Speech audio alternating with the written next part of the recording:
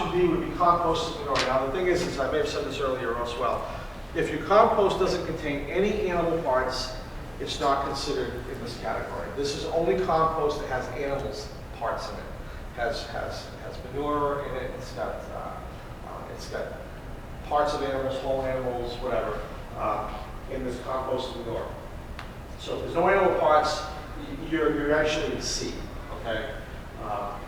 So composted manure, only composted manure and or treated municipal biosolids are used as a soil amendment. So for this one, you're only using treated manure. Composted manure and or treated biosolids are properly treated compost and are exposed to environmental conditions that would lower the expected level of pathogens. So all my manure is treated and it's treated correctly. And the third question is it's stored correctly. And I have reports saying that it's been analyzed and the E. coli levels are low. That's a harder thing to get. Okay. I think that this whole section is not a bad section. It's just that if you were truly doing composting manure, you have to have some records to back up what you're doing. Some time frames, some temperature records that document that you're really doing everything like you're supposed to do. Okay.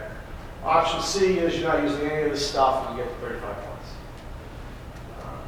So just remember, composting is used to decompose organic matter, reduce microbial hazards. When it's properly controlled, everything works right, and you kill most of the pathogens. See over a couple of things here. Storing compost is important because if you take compost and then you store it improperly for a long period of time, especially if you mix it with manure again, you get manure piles close by, uphill or something, then in the end, maybe the compost is just like manure again. Okay, so if you're going to go through the trouble of making a compost from manure, make sure you make it correctly and make sure you don't store it in a way that's going to be contaminated. Some soil questions. A previous land use risk assessment has been performed. Just I'll give you an example of that in a second. The previous land use history indicates a possibility of contamination. Preventative measures have been taken to mitigate the known risks. Soils have been tested for contaminants. Again, we're talking about E. coli here, mostly.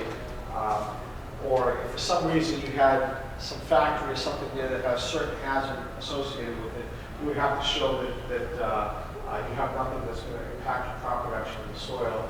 Crop production areas have been subjected to flooding and tested for potential microbial hazards. These are some interesting questions because if you have a flood in the wintertime, it's not an issue. But if you have a flood during the growing season, then, if the flood is on corn, it's a non-issue. If you have a lettuce field out there and it gets flooded and the river overflowed, that's more of a problem, especially if the lettuce is a little further along. It might die anyways with too much water, but if it's far along and there wasn't a lot of water, maybe a day or so, and it's close to harvest, you're really going to think about that. How close is it to harvest? How dirty is it? It might just be dirty enough with the mud that you can't harvest it anyways.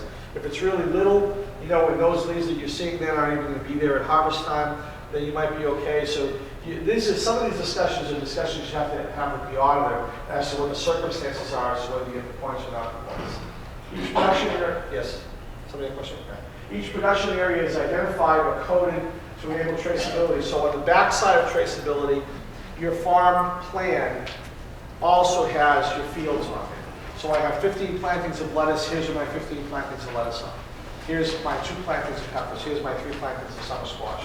So when you harvest, you can refer back to those fields. So if you have something like that, that's a 10-point question.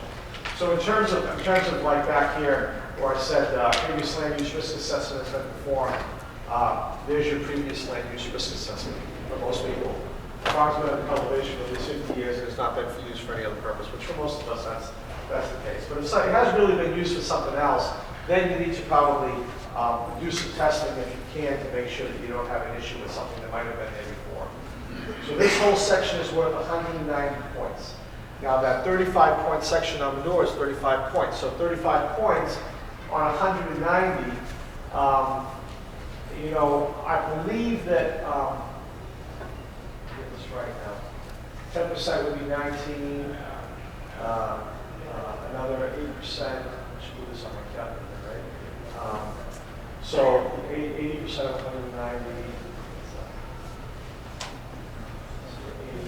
152 points. 152 points. So you could lose all 35 on the manure questions and still pass this. Okay, you get to lose, you know, you get to lose 38 points here in this section to pass. Okay, if I did that math in my head right. Okay, so just something to think about. You get into some of these areas here, you're probably not going to get all the points, but you only need 80%. Okay, I want to go over this one as well, and maybe we'll stop after this one. This is field harvesting and packing. So those first few dealt with those first issues. They dealt with worker hygiene, they dealt with water quality, and they dealt with the whole animal, wildlife, livestock, manure, compost issues. Those are all handled in all the sections. When you get into field harvesting and packing or pack shed, they refer to specific, mostly sanitation issues, some water issues as well. So we'll go over these. Field harvesting and packing. A documented pre-harvest assessment is made of the crop production areas. Risk and possible sources of crop contamination are noted and assessed. It's a clipboard for this. You go around, everything looks fine. I don't see anything reason that we would not harvest. I might have some indications on my animal sheet. Remember, condition and placement of field sanitation units comply with applicable state and federal regulations. Do you need porta potties? You do not need porta potties. If you do, they're there. Well, question 2.2 is answered NA, so you don't need a porta potty. Sanitation units are not required. A toilet facility is readily available to all workers. So we're not having porta potties, but we're using bathrooms, and the bathrooms have all the stuff they're supposed to have in there, and they're working and they're clean and all that. Field sanitation units, if they are required, are located on a location that minimizes the potential risk of product contamination and are directly accessible for servicing. So they're somewhere near the fields, but not too close to the fields, and the guy that services them can get there. A response plan, his sales are all observational. A response plan is in place for the event of a major spill or leak. So the porta potty tips over, what's your plan? Okay, I have that written up already here. Here it is. If a spill occurs, the service company will immediately be called at such and such a number, and a dirt berm will be constructed around the spill. So just, you know, it's a simple plan, but it's just like, yeah, maybe we should put a dirt berm around it, and we need to call the service guy. Field harvesting and transportation. All harvesting containers, while calling vehicles that come in direct contact with produce are cleaned and sanitized on a scheduled basis and kept as clean as practical. A couple of these all go together. All hand harvesting equipment and implements, knives, trimmers, machetes are kept as clean as practical and are disinfected on a scheduled basis. So basically what it says is things need to be relatively clean, okay? We have a habit of taking the 1 ton that we harvest a lot of the stuff onto and run it up to the pack shed. It's got a hoist on it. We lift it up every morning. We wash it off. Because generally we've been transplanting something in the afternoon. It's probably dirty, and so we just hose it off. The harvesting containers, the little red buckets we use for the summer zucchini, the plastic baskets we use for the peppers, I mean, we assess those. Are they clean? Are they dirty? They need to be clean. If they need to be clean, we rinse them out. Sometimes there's a few that need to be rinsed and all of them aren't. So you just have a procedure for that. You document, this is what we're doing. We make an observation, or we automatically do it every 2 weeks, or whatever works for you. It doesn't make any difference as long as you have a plan. Damaged containers are properly repaired or disposed of. If you happen to be using wooden baskets, and you buy 100 of them, by the end of the growing season, you have to buy another 100 because the first 100 are gone. The auditor doesn't want to see those first 100 just sitting in a pile outside the pack shed, just kind of rotting with animals around them and all that, just collecting problems. Harvesting equipment and machinery which comes into contact with products is in good repair. You just want to make sure that if you get something that you're bringing out to the field, I don't care if it's a tractor or a truck or whatever it is, that the thing's not leaking hydraulic fluid, it's not leaking gasoline or diesel fuel or something like that, and there's no possible contamination from any of these things in the field. Light bulbs and glass on harvesting equipment are protected so as not to contaminate produce. Most of us don't have exposed light bulbs anymore on anything. They're all behind some sort of plastic case, like the lights on your trucks and the lights on your tractors. But sometimes people have harvesting equipment that they made up that could actually have exposed light bulbs in it. If we got into the pack shed part, which we won't have time to do, you'd see that if you have a bank of fluorescent lights, you either have to have the covers over them like you normally see inside a room, or you put them in those individual tubes so that if one of them were to break, the glass wouldn't go everywhere and be all over your tomatoes or your lettuce or whatever it was. There is a standard operating procedure or instructions on what measures should be taken in case of glass or plastic breakage and possible contamination.